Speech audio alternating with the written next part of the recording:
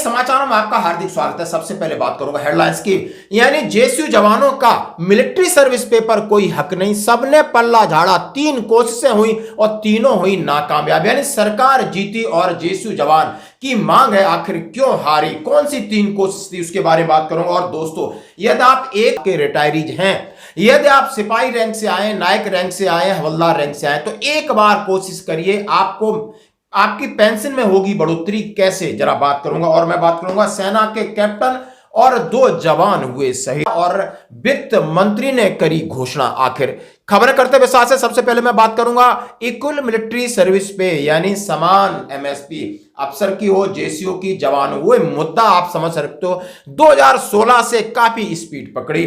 पहले मैं कल की बात करूंगा, जैसा शायद आपको पता चल गया होगा कि Supreme Court India record of proceeding petition for special leave to appeal, यानी एसएलपी जो थी, SLP number 16492025 arising out impugned the final judgment and order dated, यानी जो हाई कोर्ट का ऑर्डर था 30 सितंबर 2024 in WPC so and so passed by the High Court to Delhi at New Delhi, voice of ex serviceman registered so and so versus Union of India for admission 11/2/2025, यानी कल।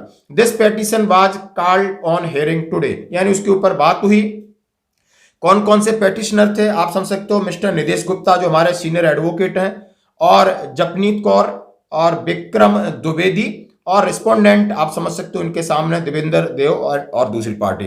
उनका after some argument mister निदेश Gupta learn senior counselling appearing the petitioner seek the withdraw special leave petition to make a representation. Permission is sought for is granted. The special leave petition is accordingly dismissed as withdrawn. उन्होंने कहा है कि यानी court ने दूसरा, supreme court ने यहां से कॉल्ड ऑफ किया, यहां से डिस्पोज ऑफ होगी, लेकिन उन्होंने सुझाव दिया। सुझाव किसके लिए दिया? आप जाइए पे कमीशन के पास जाइए, और ये मामला पे कमीशन का है। जय हिंद। मैं भी Bahadur Singh, national coordinator voice of ex serviceman society and chairman united front of ex serviceman. कल मैं सुप्रीम कोर्ट में था, हमारे 2 केसेस लगे हुए थे। एक डीजीआर के खिलाफ था, हमने उस पॉलिसी को चैलेंज किया था जिसमें coal loading transportation company, security agency क्या व्यापार और इनपैनलमेंट सिर्फ अफसरों की एजेंसी को किया जाता है और दिया जाता है। उसी तरह कोको पेट्रोल पंप भी, आपका सीएनजी पंप भी, सारे के सारे अफसरों को दिया जाता है। ये सब क्रीम पॉलिसी अफसरों ने नियम के खिलाफ, संविधान के खिलाफ अपने लिए रिजर्व कर रखा है, जिसको हम लोगों ने चैलेंज किया है। सरकार ने अभी तक इस पर जवाब दाखिल नहीं किया है। कोर्ट ने 2 वीक का समय दिया, जून में इस केस का डिस्पोजल हो जाएगा। दूसरा केस इक्वल एमएसपी के संबंध में हुआ था। कोर्ट के सामने हमने व्यापक चर्चा किया। चर्चा इस बात पे भी हुई कि क्यों ना इसको एनोमली कमेटी को भेज दिया जाए। तो हमसे पूछा गया क्या एनोमली कमेटी है, मैं कोर्ट में ही था, मैंने कहा हाँ, एनोमली कमेटी हर पे कमीशन की होती है। फिर हुआ किस बॉडी को भेजा जाए या गवर्नमेंट को भेजा जाए, तो इस पे कोर्ट कन्विंस नहीं था कि एनोमली कमेटी है या नहीं, या कोई और बॉडी फंक्शन कर रही है नहीं कर रही है। तो उन्होंने उस चीज़ को ऑप्शन खुला छोड़ दिया और ये कहा कि आप एक डिटेल रिप्रेजेंटेशन दीजिए। हम लोग इस कोर्ट के आदेश के अनुसार डिटेल रिप्रेजेंटेशन देंगे, जिसका कोर्ट ने परमिशन दिया हुआ है। अगर सरकार उस पर एक्शन नहीं करती है तो दोबारा हम लोग कोर्ट में जाएंगे। एक बात मैं और आपके संज्ञान में लाना चाहता हूं कि सर्वोच्च न्यायालय का काम किसी के संवैधानिक अधिकार का हनन हुआ है या नहीं हुआ, ये देखना है। होस्टाइल डिस्क्रिमिनेशन हुआ है नहीं हुआ, ये देखना है। इस पे बहस करनी है, चर्चा करनी है। हम लोगों ने इस पे बहस चर्चा की, लेकिन मुझे ऐसे लगा कि court as a supreme court, जो कि सर्वोच्च बॉडी है, इसको देखने के बजाय गवर्नमेंट के फाइनेंस हित को देख रही है। मुझे लगा है कहीं हम वित्त मंत्री के सामने तो केस फाइल नहीं किए हुए हैं, क्योंकि उन्होंने बात किया कि सरकार के पास लिमिट बजट होता है। चलिए, तो चर्चा का विषय है, ऑर्डर का विषय नहीं है। ऑर्डर में ये हुआ है कि हमें परमिशन दिया गया है डिटेल रिप्रेजेंटेशन देने के लिए। हम लोग डिटेल रिप्रेजेंटेशन देंगे गवर्नमेंट ऑफ इंडिया को, और पे कमीशनों को भी देंगे, पे कमीशंस को भी देंगे। अगर गवर्नमेंट इस पे कोई निर्णय नहीं लेती है तो हम लोग इसको माननीय सर्वोच्च न्यायालय में दोबारा जाएंगे। ये ऑप्शन हमारे लिए खुला रखा हुआ है। इसी आधार पे हम लोगों ने पिटीशन विड्रा किया हुआ है। जय हिंद, जय भारत।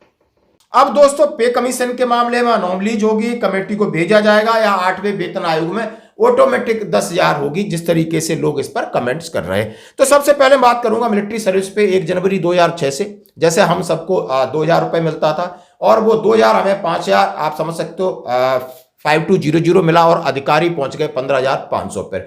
ये अनोमली 2006 से चलती आई। हमने स्टार्टिंग पे इस पे गौर नहीं किया, ये हमारा एक संगठन या किसी भी प्रकार की अनअवेयरनेस कह सकते हो। लेकिन ये मामला 2016 के बाद 7th पे कमीशन के बाद जनरल रावत साहब ने बड़े जोर शोर से उठाया था।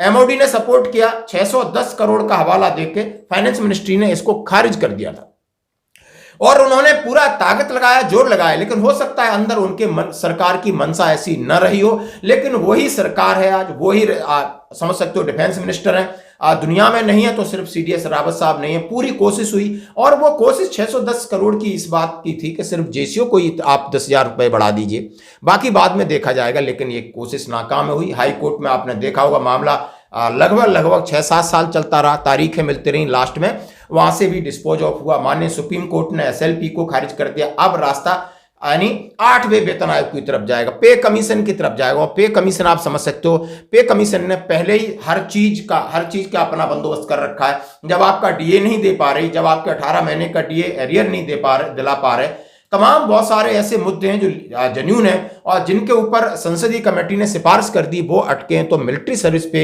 जब तक माननीय प्रधानमंत्री जी नहीं चाहेंगे तब तक मिलिट्री सर्विस पे का कोई औचित्य नहीं है।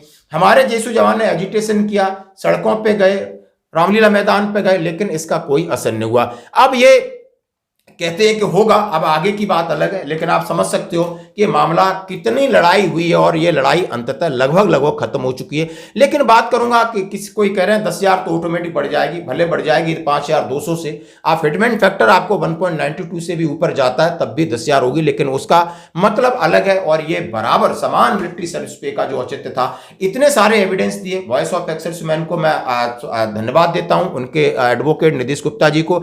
लगातार अच्छे आर्गूमेंट किए, आरटीआई डाली और उन्होंने लगातार संघर्ष किया। ये उनके लिए मैं कांग्रेचुलेट करता हूं कि जेएसयू जवानों की मांग को लेकर आगे गए और हम उनके साथ हैं। दोस्तों अब बढ़ते हैं अगली खबर की तरफ। बात करूंगा पक्की एमएससीपी, बात करूंगा आज मैं एमएससीपी की बात कर रहा हूं। हाँ जी दोस्तों, 1 जनवरी 2006 के बाद जो लोग रिटायर्ड हुए हैं, कई लोगों को यह पता नहीं कि वो हकदार हैं। यदि वो 16 साल सर्विस करके रिटायर्ड एज ए सिपाही हुए हैं तो वो एमएससीपी हवलदार के हकदार हैं, यानी उनकी हवलदार की पेंशन आनी चाहिए। यदि वो आप समझ सकते हो 24 साल में रिटायर्ड हुए हैं, यदि वो फिजिकल रैंक भले उनका नायक रहा हुआ, लेकिन वो नायब सुधार की पेंशन का हकदार है। यदि हवलदार है तो भी नायब सुधार की पेंशन का हकदार है, नायक भी नायब सुधार की पेंशन का हकदार है। तो ये सारा लेटर, अब ये शुरुआत में आपको एक 24 दिसंबर 2024 का जिसने हमसे बात किया, तो हमने कहा इसके लिए एक लेटर डालो, एक केस डालो। तो उन्होंने केस डाला और सीपी ग्राम पे केस डाला और सीपी ग्राम से केस कहां जाता है, रिकॉर्ड जाता है, पीयूआर जाता है। और data correction in PPO through इस पर आप समझ सकते हो, data correction for corrigendum pension award account of MSCP cases in respect of following person have been upload through इस पर उन्होंने कहा है। रिकॉर्ड ने भी भेज दिया कि हाँ इनकी एमएससीपी हमने ग्रांट कर लिया।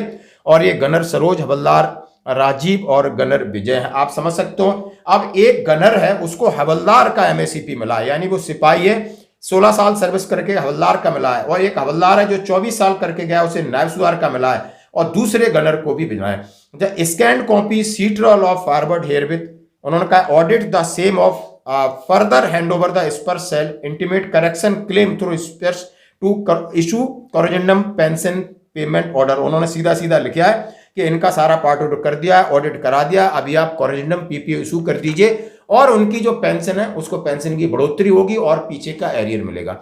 अब मैं ये क्यों कह रहा हूं कि एक कोशिश, इन्हें भी कोशिश नहीं कर रहे थे, जब बातचीत हुई कि कोशिश करके देखिए। अब कोशिश करने से कितना लाखों का फायदा सीधा हो रहा है। अब हमें सबको पता है कि एमएससीपी 1 जनवरी 2006 से थी, उसका ऑर्डर 2008 सितंबर में आया।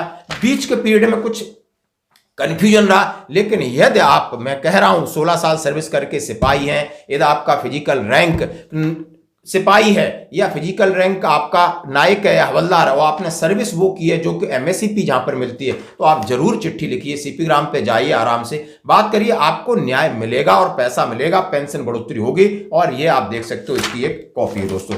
तो बढ़ते हैं एक और अगली खबर की तरफ। हाँ जी दोस्तों, जैसा हमने आपसे कहा कि कल का दिन सेना के लिए बड़ा खराब था। मैं कहूंगा कि जम्मू में नियंत्रण रेखा के पास आईडी विस्फोट में सेना के कैप्टन समेत 2 जवान शहीद। अधिकारियों ने बताया कि जवान गश्त पर थे। जिले के अखनूर के भट्टल इलाका, आप समझ सकते हो भट्टल अखनूर सबने देखा होगा, और वहां पर गश्त चल रहा था यानी पेट्रोलिंग कर रहे थे, और वहां पर एक आईडी यानी मंगलवार को 3:50 पर अखनूर के भट्टल इलाके में फॉरवर्ड पोस्ट पर शक्तिशाली विस्फोट हुआ। उन्होंने बताया कि घायल जवान को अस्पताल ले जा गया, जहां पर कैप्टन समेत 2 जवानों की मौत हो गई। अन्य घायल जवान की हालत खतरे से बाहर है। यानी व्हाइट नाइट कोर के नाम से जाता है। दोनों सैनिकों के सर्वोच्च बलिदान को हम सलाम करते हैं। और उसके तुरंत बाद आप देख सकते हो, तुरंत बाद अमित शाह जी जो कि गृह मंत्री हैं, उन्होंने कहा, उन्होंने बड़ी वहां बैठक की। अमित शाह ने सुरक्षा समीक्षा बैठक की। सीआरपीएफ को जम्मू क्षेत्र में क्षेत्रीय प्रभुत्व सुनिश्चित करने का निर्देश दिया। उन्होंने कहा चाहे पुलिस है, आर्मी है और सीआरपीएफ मिलकर के काम करेंगे। आप देख सकते हो कि केंद्रीय गृह मंत्री मंगलवार को जम्मू कश्मीर में मौजूदा सुरक्षा स्थिति की समीक्षा के लिए उच्च स्तरीय बैठक की अध्यक्षता की, और उन्होंने इस बात को सुनिश्चित किया कि आप किसी भी प्रकार से जिस तरह नक्सलवाद पर हमने प्रहार किया, उसी तरह आप लगातार आतंकवाद को मिटाना हुआ। गृह मंत्रालय के बयान के अनुसार शाह ने केंद्र शासित प्रदेश में कार्यरत खुफिया तंत्र को समीक्षा की, और खुफिया उन्होंने कहा कि जानकारी आप जुटाइए, आतंकवाद के वित्त पोषण और केंद्रित निगरानी, नार्को आतंकवाद पर शिकंजा कसने, केंद्र शासित मतलब उन्होंने हर प्रकार की जो बात कही, जैसा कि आप उनकी एक तस्वीर देख सकते हो। अंत में मैं बात करूंगा वित्त मंत्री का, यानी जैसा कि अभी संसद, लोकसभा और राज्यसभा चल रही है, लगातार आर्थिक चीजों पर बहस हो रही। इस बार एक मोमेंटम बना हुआ है, जब से 8वें वेतन आयोग बना है। दिल्ली में सरकार भारतीय जनता पार्टी की बन गई। आपको टैक्स में 10 लाख की जगह 12 लाख की छूट मिली है। आपको लोन भी सस्ता किया है। इसके तमाम विपक्ष उनके ऊपर लगातार हावी हो रहा है, लेकिन लोकसभा में वित्त मंत्री सीतारमण ने बजट पर क्या जवाब दिया? डॉलर के मुकाबले रुपया ही नहीं बल्कि दुनिया भर की करेंसी गिरी है। किसी ने पूछा कि डॉलर के मुकाबले रुपया गिर रहा है, तो उन्होंने दुनिया की करेंसी सबका हवाला दिया। युवाओं की बेरोजगारी दर में कमी आई है। रोजगार मेले के तहत लाखों युवाओं को नौकरी मिली है। महंगाई नियंत्रित करना सरकार की शीर्ष प्राथमिकता है। राज्यों के पिछले बजट से ज्यादा फंड दिया जाएगा, और उनका फिस्कल डेफिसिट 9% से घटाकर 4.4 आया है, और राज्य पीएम पोषण स्कीम के तहत सभी को पैसे दिए जाएंगे। दोस्तों, तो ये जो अभी आप देख सकते हो कि क्या इस बार जो लोकसभा और राज्यसभा में हमेशा उसी की बात हो रही है, यानी आर्थिक स्थिति, महंगाई और केंद्रीय कर्मचारियों को पैसा, पेंशन। ये बहुत अच्छी सौगात है। दोस्तों, आज की खबर में इतना ही। बने रहिए हमारे साथ। धन्यवाद।